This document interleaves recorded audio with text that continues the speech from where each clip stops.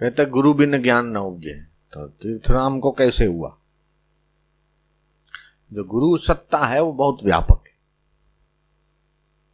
अगर सत्पात्र कोई है तो कितने गुरु दूर हैं उनका कृपा। जैसे मोबाइल कैसे तरंग पकड़ता, रेडियो तरंग पकड़ता है, वॉकी टॉकी अपने तरंग पकड़ती है। ये डिश एंटेना या वो रखो, फ्रिक्वेंसी है वो हो, तो कैसे वातावरण से जो है तरंग वगैरह कैच हो जाते हैं। तो ऐसे ही ये तो यंत्र है और ये यंत्र के तरंग है, और मंत्र का तो उससे भी ज्यादा पावर। तो वो गुरु सत्ता के तरंग पकड़ में आते। अष्टावक्र को देखो, गर्भ में ज्ञान हो गया, फिर बोलते गुरु बिन ज्ञान नहीं। फिर अष्टावक्र के गुरु कौन थे? चलो बताओ।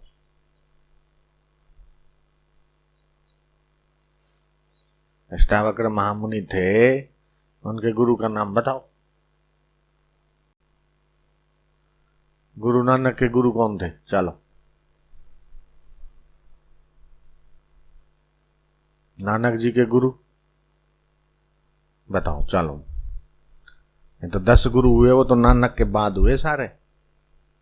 गोविंद सिंह हो कि अर्जुन सिंह हो, गुरु अर्जुन देव हो, जो भी है, लेकिन नानक के गुरु कौन? रमण महर्षि के गुरु बोलो।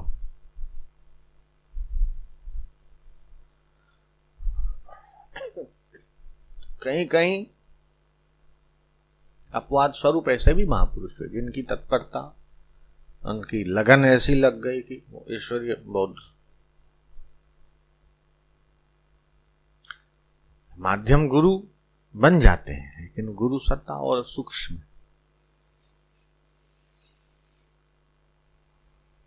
जब तुम तत्परता से, पूर्ण लगनी से लग जाते हो, तो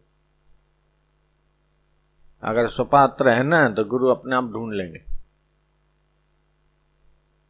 तुम्हारी कितनी दूरी है, क्या है, उसमें वो फिर अवरुद्ध नहीं है, तुम्हें वो कृपा की अनुभूति हो जाए। एक सेठ थे, अहमदाबाद की बात बताता हूं, घटित घटना है। उनको कोई संतान नहीं हो रहा था,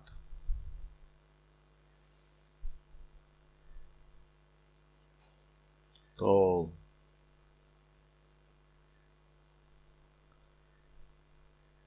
काफी इलाज वगैरह वो कराया। फिर बोले अब छोड़ो, भगवान की उपासना करो।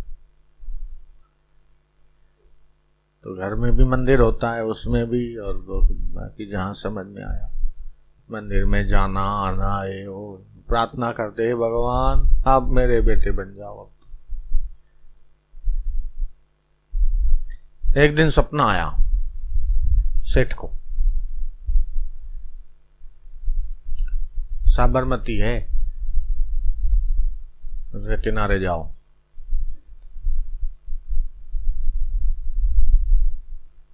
बालक के रूप में एक टोकरे में तैरता तैरता बच्चा तुमको मिलेगा। उनको भी सपना आया, उनकी पत्नी को भी आया। सुबह उठे, अपने अपने सपने की बात करी। ऐसा आया है।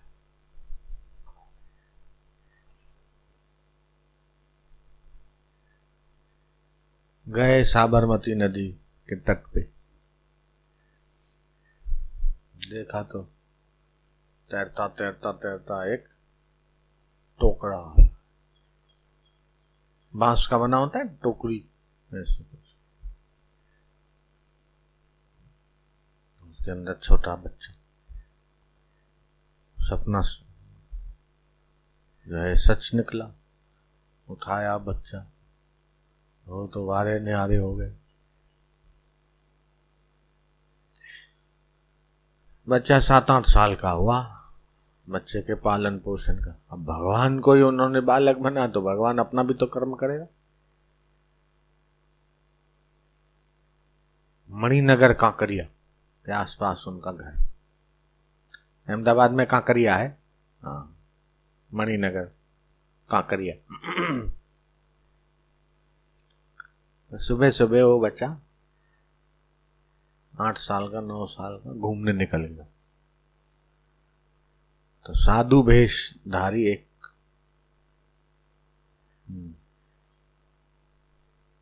व्यक्ति बोले जरा पान ले आ, पान, मैं पान खाना है।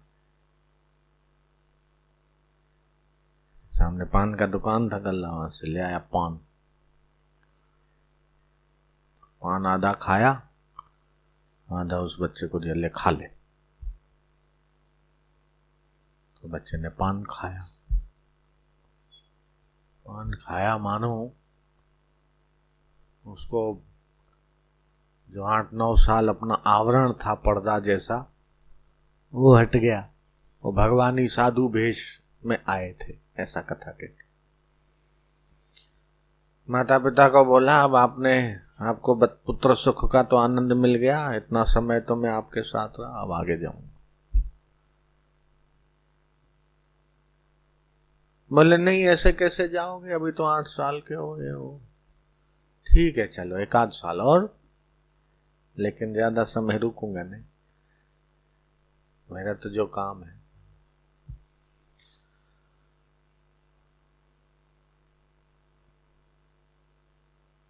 1 आध साल हुआ, फिर निकल गए।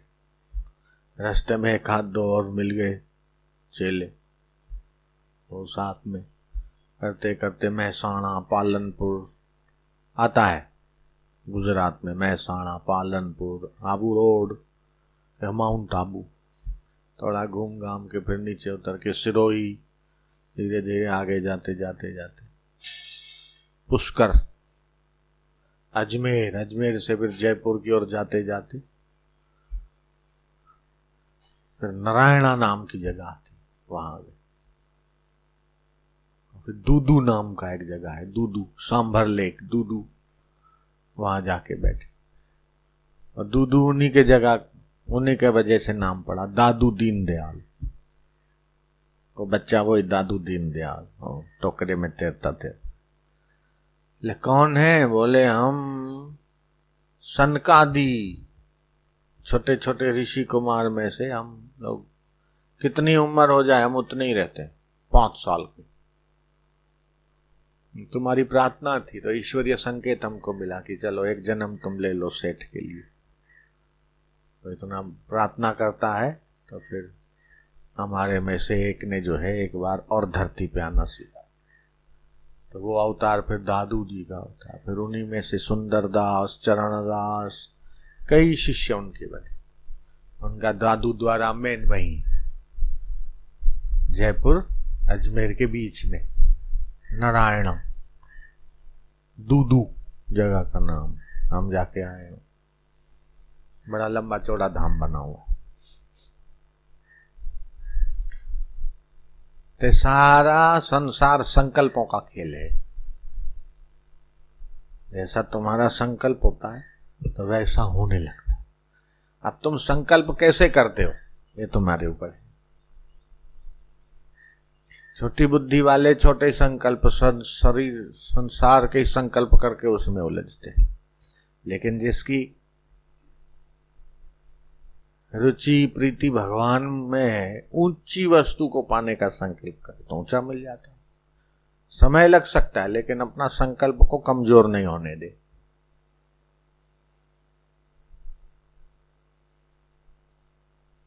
अपना संकल्प जैसा होगा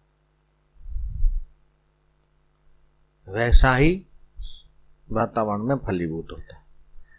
संकल्प ऊंचा करें, परमात्मा को पाने का संकल्प करें ऊंचा, ईश्वर मिल जाए, नौकरी मिल जाए, धंधा मिल जाए, फलाना मिल जाए, तो कईयों को मिली हुई है। क्या सर्व दुख दूर हो गए? 7,500 की नौकरी थी, विकास नाम का लड़का दिल्ली का, करते करते आता जाता रहा, सेवा करता रहा। पूरा कृपा हुआ तो 7,000 की 12,000 हुई, करते करते 35,000 रुपया महीना।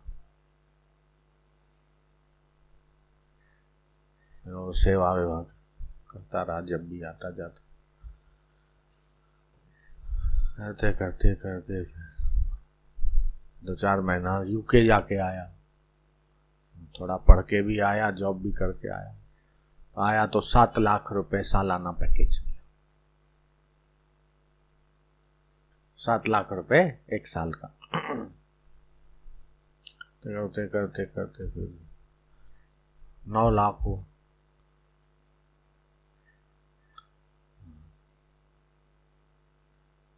अभी 22 लाख रुपए सालाना पैकेज।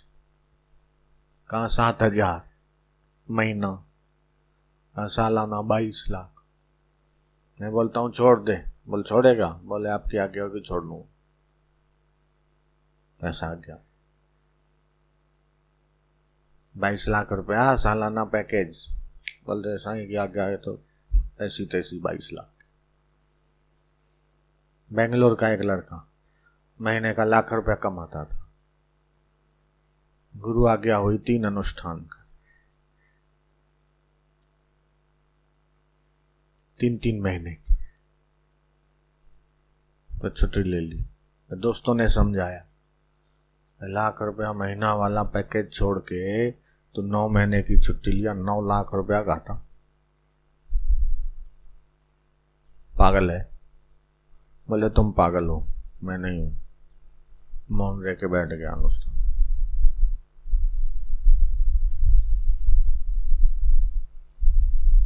धन का महत्व है, लेकिन धन से भी ऊंचा धर्म है। ईश्वर की महिमा तो इस आर्थिक से भी ऊंची। तो वो अगर सीधा रास्ता मिलता है तो बड़े लाभ को पाने के लिए छोटा लाभ अगर छोड़ना पड़े तो छोटा। और रोटी तो मिलनी है इस संसार में है।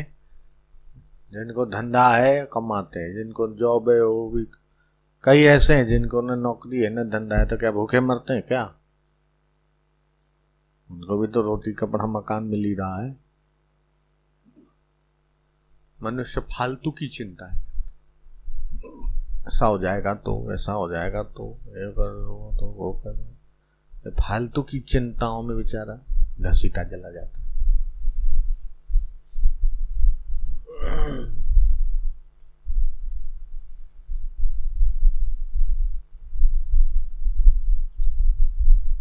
तृष्णा न जीर्णा वयमेव जीर्णा।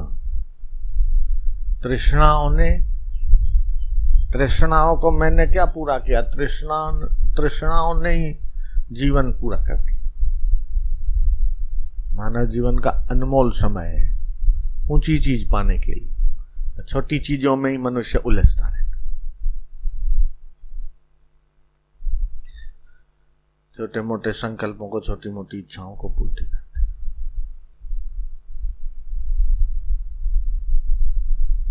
अमेरिका वाले बहुत जोर मारते, साईं आ जाए आ जाए। मैंने कहा नहीं जाना, डॉलर मिलेगा, वहां का $1 यहाँ का 45 रुपया 50, नहीं चाहिए डॉलर।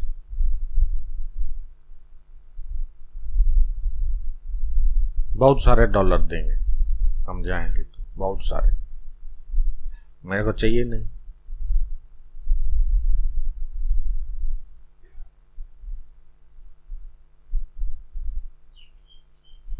समय देना पड़ेगा इतना। 22 घंटे की 21 घंटे की फ्लाइट में उन्हीं के वाइब्रेशनों में बैठना पड़ेगा।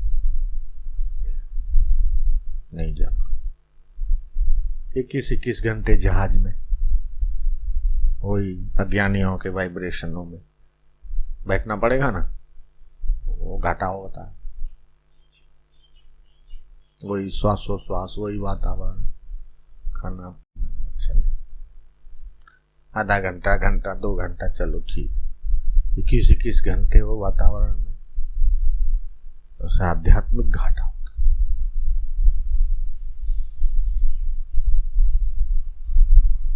उनको लाभ लेना है तो यहाँ आए, उनको पड़ी नहीं, हमें, हम यहाँ से उधर जाके उनको नहीं जाते। कितने साल हो गए, हमें तो 5 साल का वीजा लगा हुआ था 2 बार, वो उसको भी एक्सपायर हुए 12 साल हो गए, 12-13 साल, रिन्यू नहीं कराया।